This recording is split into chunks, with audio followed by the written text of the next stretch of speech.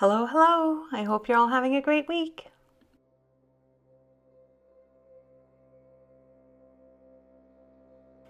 Damien and I just got back from a vacation spent with family in Cape Cod, Massachusetts, and then some camping with Garu in the northeastern part of Maine. It was a very active and social break from work, and as much as I loved it, at the same time I'm feeling pretty tired.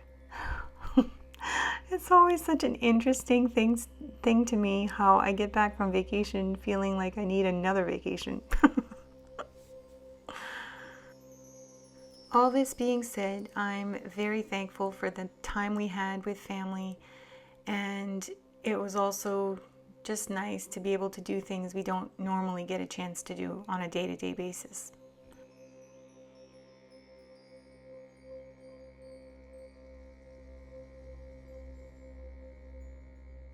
I didn't really get a chance to paint much while I was away, so I'm happy to be back in my studio.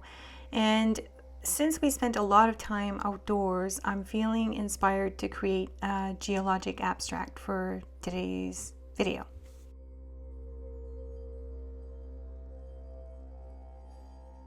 I started my process by putting a few pencil lines down on the paper just to serve as a guide for where I would be putting most of my color.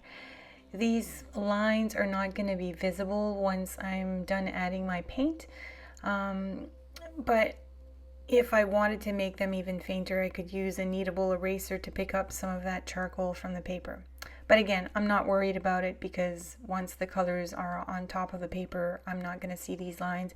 And if anything, they'll be very much in the background and they may add a little something to this painting, considering that it is a geologic abstract, and little lines in the background would just add to the painting. I'm going to keep my process very intuitive and very simple. Like I mentioned before, I'm pretty tired.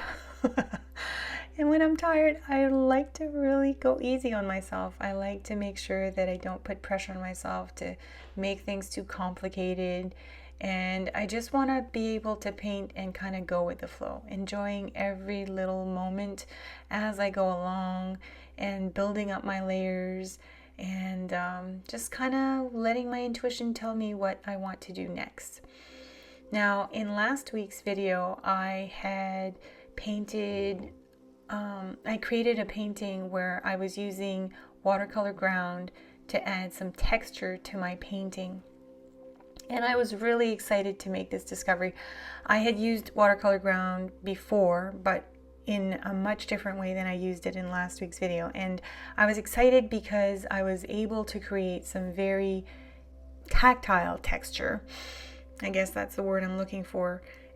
And normally when I'm working on a painting and I'm creating what seems like texture, it's more like a visual texture. And so last week's video was kind of fun because I was doing something different where I was using, something, the watercolor ground to create raised texture that you could actually feel if you ran your fingers across the painting. This week, I'm not going to do that, but I am going to create visual texture using salt. And I love how salt reacts to watercolor. I use it a lot in most of my paintings. And I often get questions from people who wonder what the salt actually does when it comes in contact with the watercolor and the paper. And I think this painting in particular will give a very good visual of what happens when the salt is added. So I haven't added it yet, but you'll see shortly when I add it after it dries that there will be some significant visual texture left behind from the salt. And this is something I love to do, especially in geologic abstracts, because when you're looking at rocks in nature, they're not very flat. They have a lot of texture, they have a lot of interesting features to them, a lot of different marks. And without using watercolor ground, which I could have also done in this case, and maybe I will do at some point, using salt is a great way to create the appearance of texture. And so, without talking about it too much. You'll see what I'm talking about after I'm done adding the salt. And you'll see that it's actually quite remarkable how much texture the salt actually does leave. I tend to try to apply it experimentally in different ways, either by adding it when the paper is still pretty wet, or adding it sometimes when the paper has dried a little bit and is just feeling damp to the touch, because the texture is created in at those different moments when the paint and the paper, or the paper is not nearly as wet. The textures vary. They're not always the same. And so I mention this because I think it's an interesting thing to experiment with, and I'd like to encourage you to experiment with that, because you'll see that depending on the paper you're using or the amount of water that's on your paper, the textures are going to vary. And you can create, very different effects depending on the type of paper you have and the amount of water you have on your paper.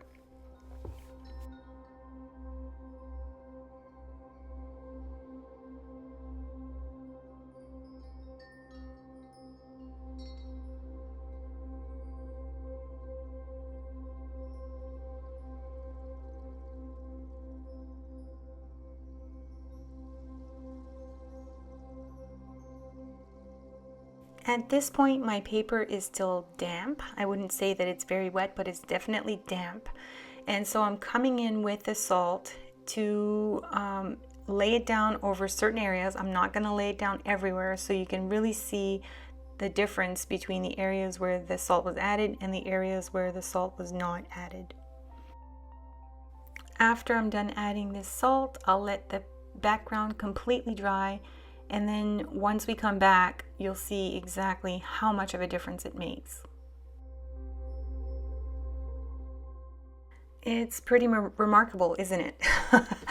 I'm always surprised just how much visual texture salt can actually add to a watercolor piece. So I want to keep some of this, but I also want to add a little bit more color to my painting, to intensify the colors. I like the background the way it's looking right now, but I want to add more color to it, and I'm going to keep building up on my layers. And after I'm done adding this second layer of paint, I'll come back with some more salt, and you'll see that the textures will vary as I go along. But I think it's interesting to have these different layers of color.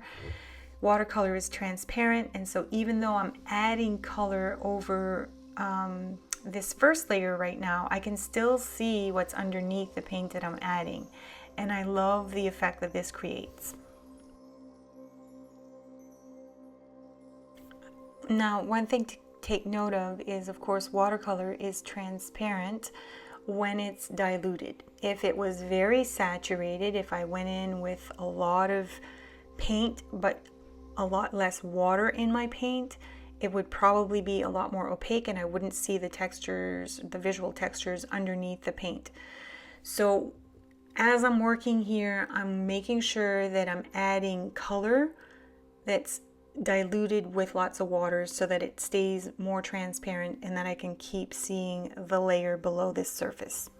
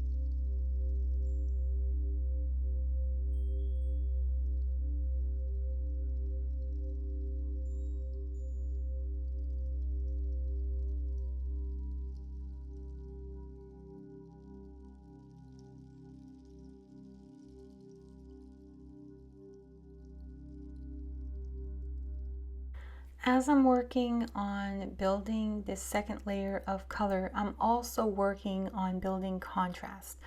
The very first layer of paint that I applied is very light, and it needs some dark contrast in order to create more visual interest.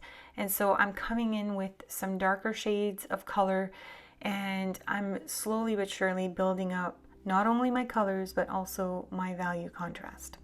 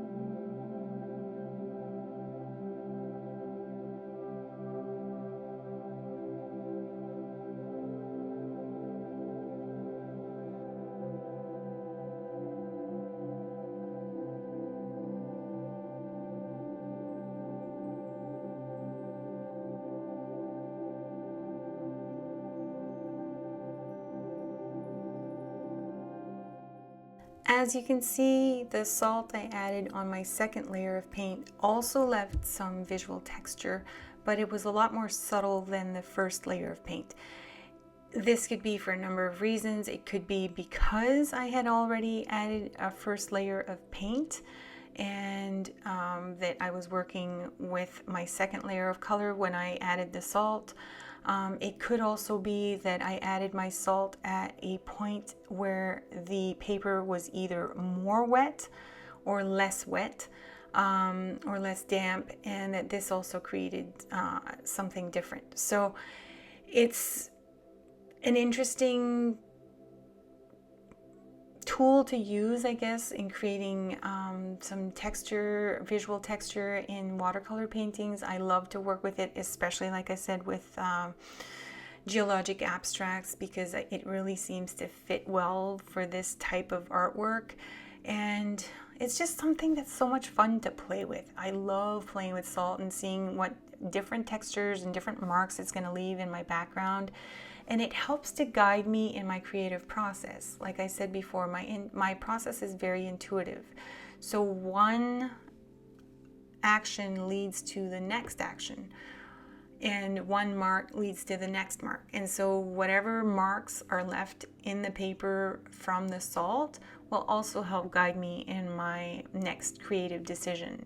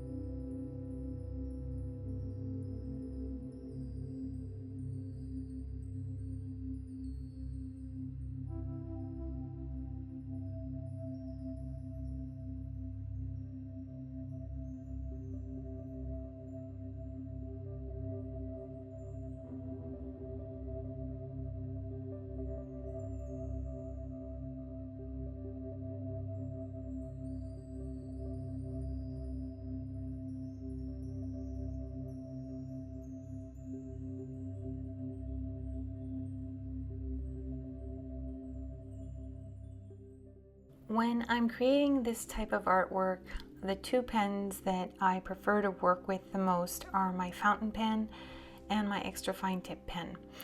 And I love working with these two pens because they have metal tips, and over the watercolor paper they hold up really well. In fact, metal tips will not be affected by the texture of the watercolor paper, and so I know I can protect the integrity of my tools when I'm using them on this surface, and so I love that. And they both have different tips. So my fountain pen has a medium tip, and I can use it to create broader lines, darker areas. I also love to use it to create stippling because I find that it works really well to create areas of shading. And then my fine tip, my extra fine tip pen, 0.25 Pentel Sleechy, is also a great tool to use, once again with a metal tip, where I can create some really fine lines. So I've used my fountain pen initially here to create what looks like little cracks in the rock, and the lines are a little bit thicker. Then I'll come back a little bit later with my extra fine tip pen and I'll make these lines a little bit longer, and because the tip of my pen is a little bit finer, it's going to make the line that I'm drawing look like it's gradually disappearing.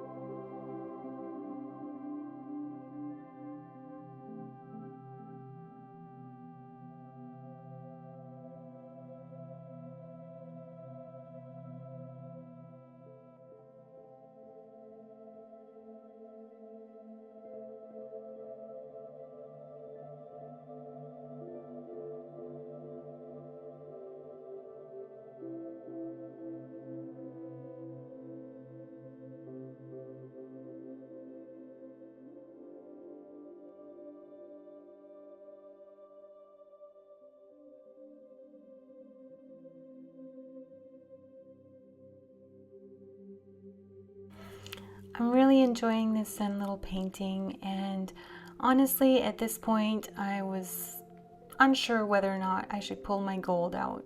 I know. It's almost sacrilegious for me to say that.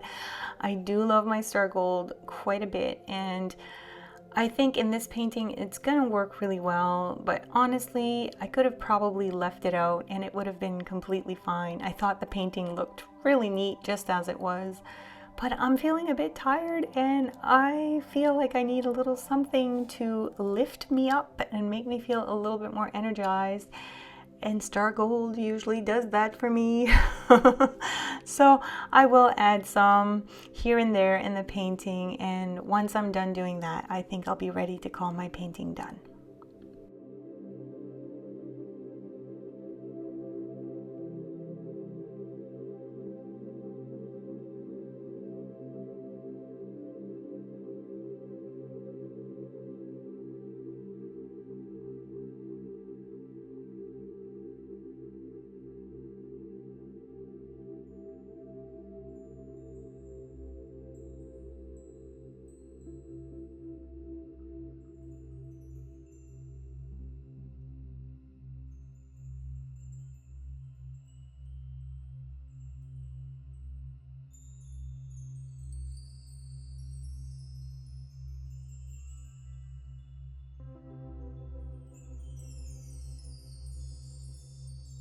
Whether or not it was exactly what my painting needed, it was definitely what my spirit needed, and I'm really happy I added these little touches of gold. I find that this color of gold goes really well with the blues and the light yellows that are in the background, and it feels like my painting is complete. So I'm removing the tape and I want to move in a little bit closer to look at those details that I've put in there, because I do really feel like, I don't know, I love how they turned out. And this little painting is very simple, and that's exactly what I needed today, something very simple. And I don't know, it makes me happy.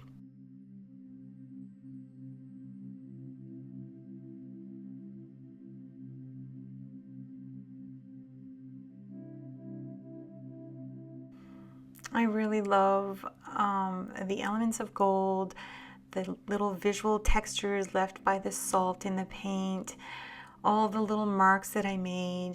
And what I think I love the most about this painting is the fact that it is ultimately very simple. It wasn't very complicated to create, and that's exactly what my soul needed today. Something that would just give me a chance to get back into the groove of painting and do it in a very gentle and flowy way.